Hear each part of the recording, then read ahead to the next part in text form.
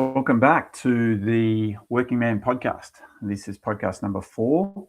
I'm working through a series of podcasts where I'm going step by step through my action guide from the book Uncommon Wealth for the Working Man. Podcast 1 was an introduction to the book and hopefully get people interested in knowing where to go and get the book and read through it.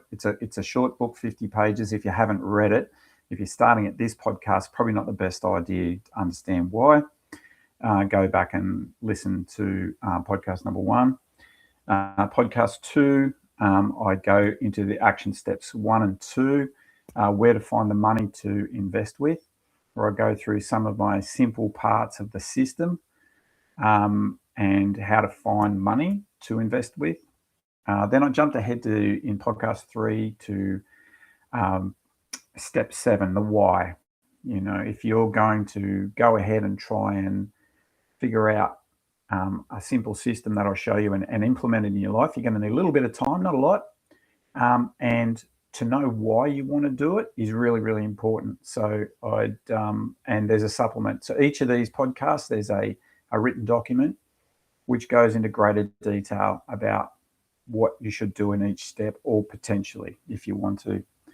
That brings us to today's podcast 4, where I go through steps. Step 3 of the 7-step system, and it's called the 3 levers. Now, we're talking particularly here about what makes a good investment. So it's called the 3 levers because there's really only 3 levers that you can use to improve your investment. First of all, how much money you put into the investment, okay? And that's what supplement 1 was about. Where does the money come from? Okay, you've got to find money that you put into the investment. The second lever that you can use is the return. Okay, try and improve. If you get a 2% return on your investment, or a 10% or a 30%, they're going to make a big difference to the amount that you're able to get from your investment. Obviously, I don't need to explain that. However, the third one is how long you leave it in the investment for. So returns compound over time. But we're going to talk about section 2, the returns that your money can earn in investments. Now, I'll make this clear from the outset. I'm not a financial advisor. I do have a lot of experience in investing. I've obviously, given my age, I've invested in real estate. I've had Airbnbs. I've tried to trade options. I've invested in managed companies, stocks and shares, and obviously I have retirement savings and so forth. So over the years, I've always tried to figure out why things do well and why things don't do well, and I've worked out a relatively simple system. I'm quite conservative as an investor. It might not sound like it because most people think you can only get higher returns by taking risk. I think I have used some guides and systems that reduce risk but still allow you to have a decent amount of returns. I'll explain some of what I do. So I'm not trying to get you to do anything in particular. You can do whatever you like. I mean, you're going to be better off investing than not investing, and investing conservatively helps me sleep at night. I really have moved away from high risk stuff. Like I said, I traded options once a long time ago, and that was high risk. There was a lot of input that I had to have, time and effort, and it didn't sit comfortably with me. I didn't sleep as well at night. So that's one of my guiding principles. You should get professional advice if you feel that you need that. And once again, I'm only explaining what I do here. I have had a lot of interest in say, well, what do you actually do? What you're saying all this stuff, but so this is where I'm going to show you some of what I do. I will go perhaps in the future to further go down some of these rabbit holes, but the basics are pretty simple, and I just build on these. Okay, so just a few things. First of all, let's talk about investing. In the book, I describe what investing is. So investing for me is about longer term. Most people think investing, if I put something in an investment for a year or two, that's investing. Not for me. Minimum 3 to 4 years. I'd like to be 10 years or potentially forever as an investment. So I'm only talking about investments that I think are stable, secure, and give long-term benefits and growth. Okay, so if what I'm describing, anything I'm describing, I wouldn't take action on unless I was going to leave it in this investment for a minimum of 4 years. It's not to say you can't get out earlier than 4 years, but the types of results I'm after will take years and to get the growth that I'm after. If I wanted my money back that I have and I want to put towards something less than 3, 4, 5 years, then I'm not going to invest it in stocks, shares, or anything else. I'm going to just put it into a cash account. And that will probably, at the current rate in, May 2026, 4 to 5%. I'm going to have to pay tax on that. So because if you put money in a bank account and you get 4%, that's considered income. So I would have to pay income tax on it. So probably the real rate's only going to be 3% after tax. However, I'm not going to get any volatility, and I know I'm going to be able to get that money back with pretty much the same value over that short period of time. I don't think it'll keep up with inflation. Inflation, I think, is somewhere between 7 and 10% in Australia. Probably similar throughout the Western world at the moment. Governments only say it's 3.5%, but that's absolute rubbish. We know it's probably double. Anyone who has bought groceries, insurance, or looked at the property market knows it's much higher than that. So although you won't be keeping up with inflation, unfortunately, that volatility, if I need the money back, if I'm saving for something that I need in a year or two, I'm just not going to put it on. If you've got a mortgage, you could put it off a mortgage. You'll get a good rate of return there as well. Okay. If we are talking about longer term investments, one of the best ways that you can get access to some really good investments is through the stock market. So shares or stocks, if you open a brokerage account, CommSec, Self-Wealth. There's a bunch of them in Australia and pretty much every Western country. Most people will have access to a share trading account or brokerage account. I don't like the word trading. It's all about investing for me. It's as easy as opening a bank account, and you can start off with small amounts. A couple of $100 easily will get you into pretty much any investment. If I was a newbie and I was unsure about investing in the stock market, but I wanted to have a go, I would open one of those accounts, like I said, and start with a very broad-based, simple investment like a Vanguard diversified balanced fund. In the supplement, if you read it, I've got it written here. I'm reading from some of the notes I've put in there. In Australia, there's a ticker symbol, VDBA, Vanguard Diversified Balanced Index Fund. It would mirror something like what you would have in your superannuation or retirement savings. Okay, look, it's not really my cup of tea. It's good to get started with. It'll give you 7 to 10%. That's the historical average. It's still subject to a little bit of volatility, but on average, it's been giving a 7 to 10% return in Australia. Yeah, okay. So really, to me, that's just keeping up with inflation. So that's something, some volatility. So it's better than the 4% in your bank account, 7 to 10%, but there is some volatility. So once again, you would want to have that over the longer term. I will talk about some other shares that I buy, individual companies. Once again, not financial advice, and I'll explain how I go about that. But one of the techniques that I describe in the book is called buy the dip. Okay, it simply means that when a particular investment that you like the look of long term, this is all long term, If it drops in price because of some short-term issue, okay, so stock market is very forward-looking, and most of the price movement over the short term is about short-term narratives or issues that a company might have or be seen to having in the future, and the price might dip 10, 20, 30, 40% on something that you think, long term, I like the look of this company, I think it's got strong fundamentals. Then if you were to buy the price when it drops, you get a dramatic increase in the amount of the company that you buy, the percentage that you buy, than you would have before the price drops. Okay, so I'm going to share my screen and I'll show you a couple of graphics. Okay, so if I scroll down, there's the Vanguard Diversified Balanced Index Fund. So this is why I recommend that you go back to the Substack and download for free, obviously, the supplement where I talk about this. And I want you to have a look at this graphic here.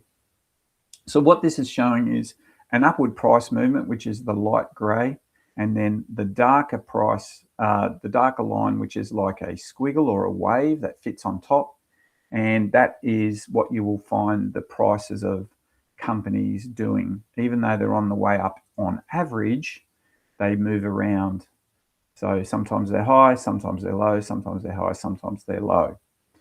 As long as you think that the price, that company is solid and they've got a long-term future, then when the price goes down, if you think it's going to go up in the future, and I'll give you some examples, then you're going to get more for your money when the price dips. One of the common misconceptions is how much that you gain when you buy the dip. So here in the book, I give you a few examples, but here's one for you, which I think I've included here. Wesfarmers. Wesfarmers in Australia owns Bunnings. They are mainly a hardware distributor. They also own Kmart and Officeworks for technology and budget-conscious buyers. They have some insurance. They have chemicals. They have some other stuff as well. Conglomerate. So they can really move around. But their biggest driver is Wesfarmers or Bunnings. So over the long term, we know Bunnings is a very solid company. They have a growing network of stores. I explain in there that even though retail stocks is not something that I would generally go for in a high inflationary environment like we have now and that I think we're heading into in the future, Wesfarmers is a bit different. They're what we call price makers, not price takers. So pretty much there's not a lot of competition in the hardware stores in Australia. So whenever they get an inflationary spike and say the price of wood goes up, lumber, then they will put their price up to keep their profit margin high, and everyone else will then follow. So they're not going to suffer too much. They're just going to pass on those high inflationary prices and everyone else will follow. Whereas if you're in another area where retail there's a lot of competition, you'll find that the companies will suffer. They will try and keep their prices low and their profit margin will compress and you'll lose profits. So if we think Wesfarmers has a long-term future, they're continually opening stores as Australia grows and the population grows. I think they're recession-proof. Short-term, the price may drop when you get a recession, but really, I explain in the supplement that what actually happens is people tend to try and do more work at home by themselves. They tend to take on more of the basic stuff, and they'll go to Bunnings and buy their products there, and so you'll actually get a boost. Wesfarmers is very flexible. They can move their products around. They've recently introduced a pet aisle to get into the market for the huge amounts of money in Australia spent on pets, and also car care as well. So here in this example here, I show there was a drop in price of approximately 30% from 2021 to 2022.5. And on the other side of it, you can see here that if you had bought when the price was low, then you would have, even though the price only went down 30% over the next 3 years, the price gained 115% as it boosted back out from the lows, back up to a high. And along the way, you would have got multiple years of 3 to 5% dividends as well. So you would have got well over 100, maybe 30% on your gains. And then currently it's dropped off again a little bit. So remember that we are seeing a wave effect, and you want to buy in the lows of the waves. So you can adjust where you spend your money or where you invest your money into the lows, or you increase the amount, maybe you do an overtime, maybe you do something else, and you put more money down low and then sit back and relax and let the market do its thing. So in the book, I talk other examples like Woolworths, which is a food retailer in Australia. It has similar characteristics. There's a little bit more competition in the market, but essentially they're too big to fail, and they can set prices. They in contracts, whether you think that's good or bad, that's just the way it is. So let me explain a little bit more about that effect. If you have a product or a stock that drops 50%, so it's a $100 stock, goes down to $50, the percentage gain to get back up to where it was is 100%. So even though it's only dropped 50%, you get 100% gain.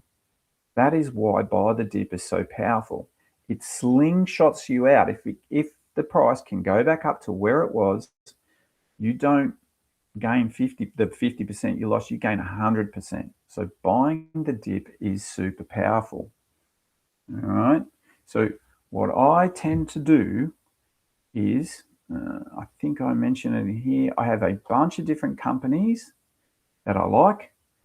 I mentioned what they are there. They're just some basic, ordinary companies, and I keep an eye out for when the prices are low. Currently, Wesfarmers is down about 20% at the time. It started to pick up again, but however, that's in my buy zone again. Once it drops below its all-time high, 10% or something like that, I'm a buyer again. The other one I talk about significantly is Bitcoin. It's a high volatility stock, but it's currently very low in its cycle as well. So I move that around, and I have, I believe Bitcoin has a great long-term potential for the next 30 to 50 years. I think it should return somewhere around 30% a year. However, if it only does 10% and I buy it on the dips, I'm going to get that 30, 50, 80%. So I talk about that as well. Once again, I'm not recommending anything. I'm just telling you what I do, what I've done. I talk about bunches of other companies in there. Let's see if I can read some of there. Oh, actually, let's talk about this. So I talked there about the barbell strategy. So what I'm trying to do here is I don't invest in one thing at any one time. I might have a couple of things on the go. So currently, if you look at this, I've taken this from someone who describes this as the barbell strategy. And what they'll do is they'll have, on one side, they'll have less risk and reward opportunity, say like Bunnings, on the right hand, more risk and reward. And they mention a few things there, startups and options and stuff. I'm not comfortable with the higher risk. So what I change to is this barbell. This is how I see it. I have the less volatile companies on the left, say Wesfarmers, Woolworths, pretty much anything you could talk about, your paying off your house loan, anything that you want. And then I have, and even invest in saving in a bank account. And you have your more volatile things that are going to move up and down more often, but are still, I'm comfortable with long term. So more volatile, but safe companies. So I'm talking Bitcoin, I'm talking about Amazon, I'm talking about Tesla, I'm talking about NASDAQ. There's some stocks and shares that I like, which I think have long-term potential, but are more volatile. Now, the volatility, if you get a stock that drops 50%, you might go, ooh, I don't like, people get volatility and risk mixed up. Things are volatile when they're new into the market. Once they get settled into the market, then the volatility tends to come out of them. However, the greatest potential for return you have is when something is more volatile. So if you can recognize, say like Tesla, when it was new and everyone's like, oh, I don't know if it's going to survive. I don't know about this guy Musk. He doesn't seem, the volatility was, it was up and down 80%. Same with Bitcoin, same with Amazon.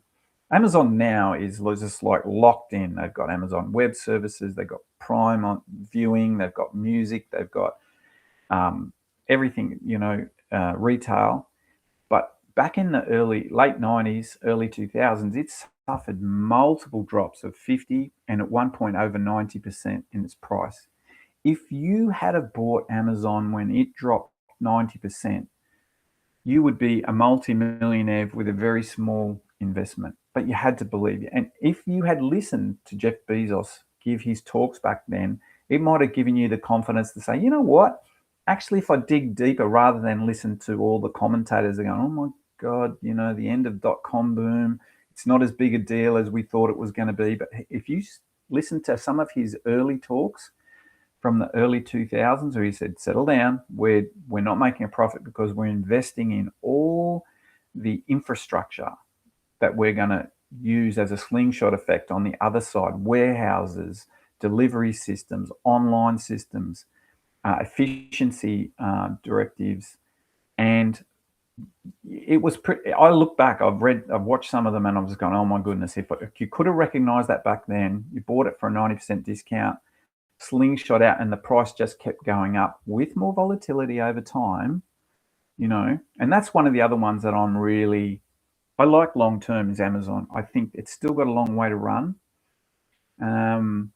Tesla, it's going to be volatile for a while. That Elon Musk, he can do some amazing things like with SpaceX, Tesla. Just when you think he's cornered and everyone's caught up, he just leapfrogs and something else. So that's always a fun one.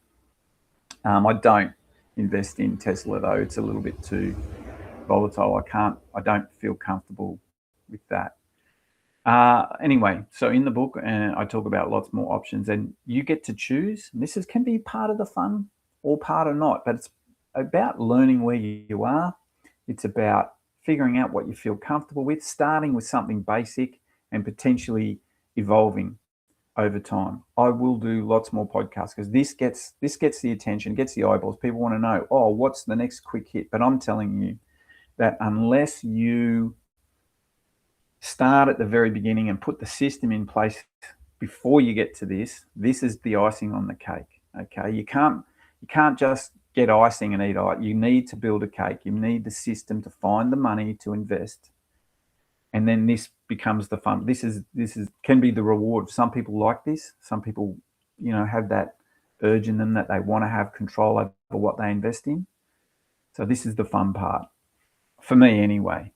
And then over time, what happens is, as you might buy some Wesfarmers this year and some Bitcoin, and then you buy some Amazon, and then you buy some Woolworths, and then you buy some IAG insurance company, and then you buy something else. Over time, you build up a really broad-based investment, like a really balanced thing.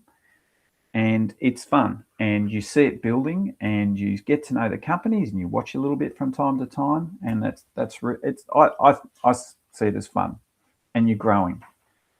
So don't stress. Start off with something that you feel comfortable with, and move on from there. All right.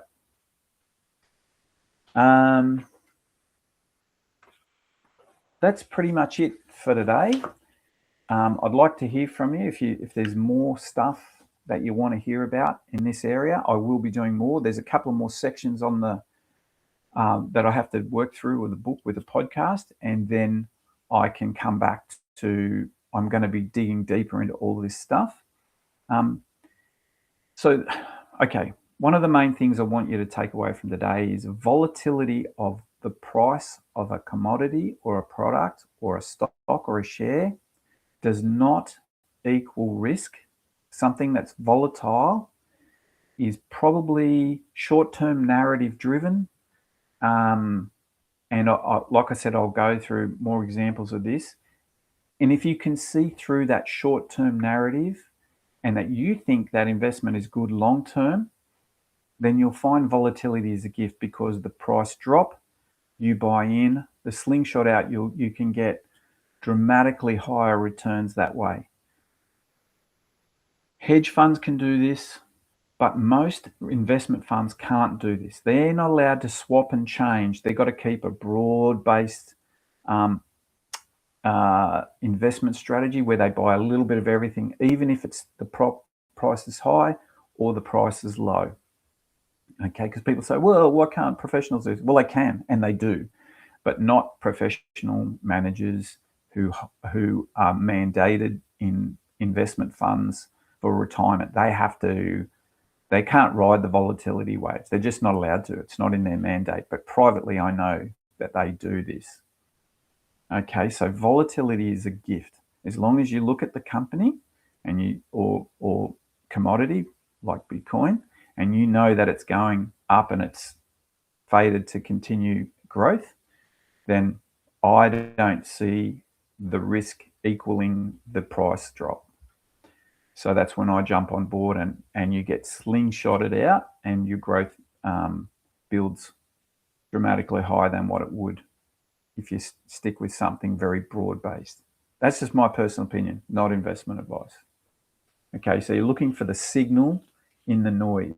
The noise, if you just are watching, this gets me, the media, your feed, and you just type in Wesfarmers or Bitcoin or Woolworths, you will just get a bunch of AI generated or AI researched articles about their latest earnings report, or why this is bad for the environment, or whatever. That's the noise. The signal is you've got to go and look at what the process is, what's happening in the background, the building, which is often quieter. And mostly the people who are in charge of these companies and these projects are quiet. They don't parrot. They're not looking for eyeballs. They're just in the background building the systems, building the infrastructure.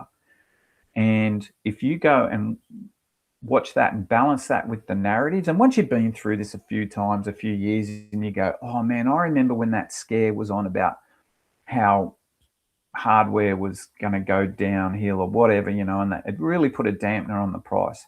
Sometimes that's planned, man. Sometimes these big boys do that, allow the price to drop, and then they buy in. If you actually, one of the signals is if you watch directors and people who are on the boards of companies, whether they're buying or selling shares, and when they overwhelmingly, the price drops and you see that they have to announce when they buy, you start to see them buy, that's a good signal. They're not going to put their money into something that they think is not going to turn around and go up. Okay, so that's, you can research that as well. Anyway, lots more coming up. You got this. Don't be overwhelmed. One step at a time, and we're just going to smash it. So let's fucking go. Okay, working man out.